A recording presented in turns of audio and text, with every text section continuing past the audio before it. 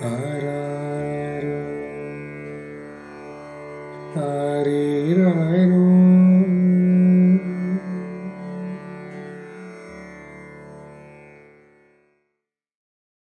Ama uyutada sözü.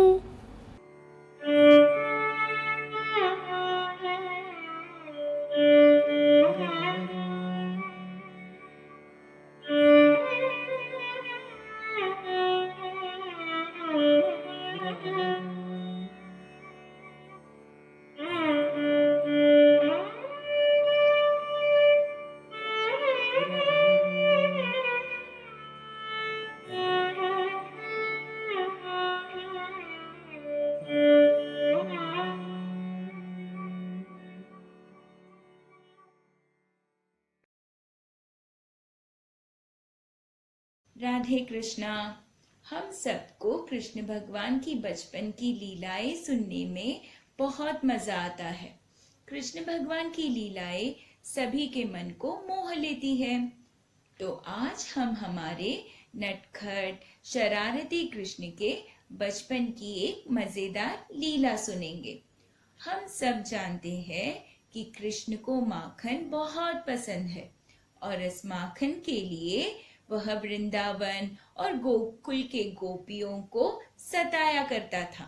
वैसे तो यशोदा माता कृष्ण के लिए रोज बहुत सारा स्वादिष्ट माखन बनाया करती और कृष्ण को खिलाया भी करती थी। फिर भी कृष्ण को अपने दोस्तों के साथ गोपियों के घर से माखन चुरा कर खाने में बहुत आनंद मिलता। उसे तो अपनी प्रिय गोपियों को सताना बहुत पसंद था। अभी यह तो सोचने की बात है, जब यशोदा माता कृष्ण को बहुत सारा माखन दिया करती थी, फिर भी कृष्ण गोपियों के घर से माखन क्यों चुराया करता था? गोपियों की आदत थी कि वह जब भी जो भी काम करती तो हमेशा कृष्ण का स्मरण करती। दही से माखन निकालते समय भी गोपियां हमेशा कृष्ण का स्मरण करती। और कृष्ण की तो आदत है, अगर उसे कोई याद करे तो वह उनसे मिलने के लिए भागा भागा चला आता है। तो कृष्ण भला अपनी प्रिय गोपियों की पुकार को कैसे अनसुना कर सकता है? वह उनका माखन खाने पहुंच ही जाता। यूं तो गोपियां स्वयं कृष्ण का स्मरण करती और कृष्ण के आकर माखन खाने पर उसे माखन चोर भी कहती। बेचारा कृष्ण, करे तो क्या करे? कृष्ण की रोज रोज माखन चुराने और दही से भरे मटके फोड़ने की आदत से गोपियां तंग आ चुकी थी। एक दिन सबने साथ आकर इस मुश्किल का कोई हल निकालने का फैसला किया। बड़ी गहरी चर्चा के बाद सभी गोपियों ने एक फैसला किया। इस फैसले से पहले कृष्ण से अपने माखन को बचाने के लिए सारी गोपियां अपने माखन को एक कमरे में रखकर उस कमरे को एक बड़े ताले से बंद कर देती थी और पहरा देने हाथों में डंडा लिए उस कमरे के बाहर बैठी रहती थी। परंतु गहरी चर्चा के बाद गोपियों के तेवर कुछ बदले बदले से थे। पहले की तरह सभी ने माखन को कमरे में रखा, पर कमरे का दरवाजा बंद नहीं किया और ना ही वह पहरा देने बैठी। कृष्ण और उसके दोस्त यह सब देख रहे थे।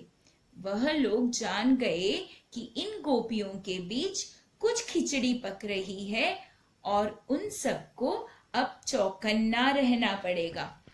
बड़ी मुश्किल से कृष्ण ने अपने जासूसों को भेजकर इन गोपियों की नई युक्ति का पता लगाया।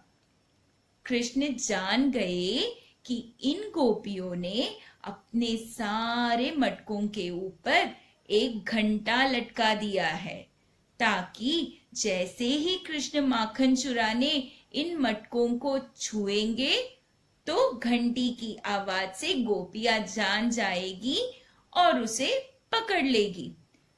पर अपने नटखट कृष्ण कहाँ मानने वाले थे। उन्होंने इस मुश्किल का भी हल ढूंढ लिया। उन्होंने जाकर सारे घंटों से दोस्ती कर ली और घंटों से कहा, मैं अपने दोस्तों के साथ जब माखन चुराने आऊंगा तब तुम आवाज मत करना। कृष्ण तो वृंदावन का राजा है, सभी जीव जंतु उसके दोस्त हैं, तो यह घंटा भला कृष्ण की बात कैसे टाल पाता। घंटे ने कहा, कृष्ण तुम आराम से माखन चुराना, मैं बिल्कुल आवाज नहीं करूंगा। कृष्ण अपने दोस्तों के साथ माखन चुराने एक गोपी के घर पहुंच गया। उस कमरे में कई सारे ताजा माखन और दही से भरे मटके लटक रहे थे और साथ में एक घंटा भी लटक रहा था। कृष्ण ने घंटे को देखा और उसे याद दिलाया कि तुमने वादा किया है कि माखन चुराते वक्त तुम आवाज नहीं करोगे। घंटे ने कहा, कृष्ण मुझे याद है, मैं आवाज नहीं करूंगा। कृष्ण अपने दोस्तों के ऊपर चढ़कर मटके निकालने लगा। घंटा बिल्कुल चुप था, उसने जरा भी आवाज नहीं किया। कृष्ण और उसके दोस्त बहुत खुश थे। मटके को लेकर सारे आराम से बैठ गए।